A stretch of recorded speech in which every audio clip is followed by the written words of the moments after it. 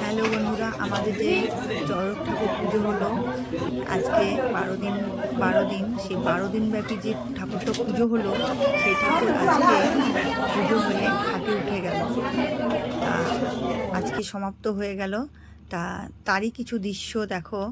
প্রথমে পুজো হলো, ঠাকুর দেখো যজ্ঞ হচ্ছে এখানে, আর পুজোটা খুবই সুন্দর হলো।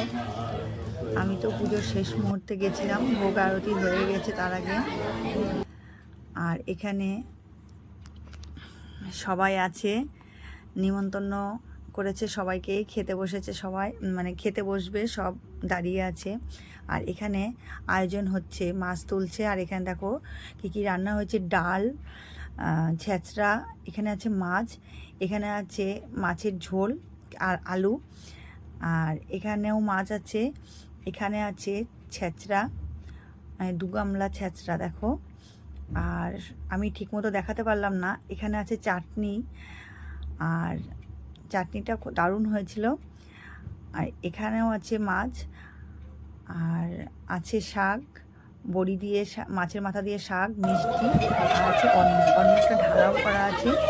তা কেমন লাগলো বলো তো রান্না?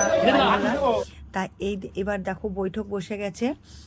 তা বৈঠকে সবাই আমাদের পাড়ার ছেলেপেলেই পরিবেশন করছে। এখানে আমাদের কোনো ক্যাটারিং নেই, সবাই মিলে হাতে হাত লাগিয়ে আমাদের পরিবেশন করে। যেহেতু এটা গ্রাম, তাহলে তার জন্য সবাই হাতে হাত মিলিয়েই পরিবেশনটা করে সবাই। আর দেখো খুব সুন্দর লাগছে, চারি সাইডে খেতে বসেছে। আমরা তো প্রথম বৈঠকে বসেছিলাম, আর তারপরে এখনও অনেক মানুষ দাঁড়িয়ে আছে, 3-4 বৈঠক হবে।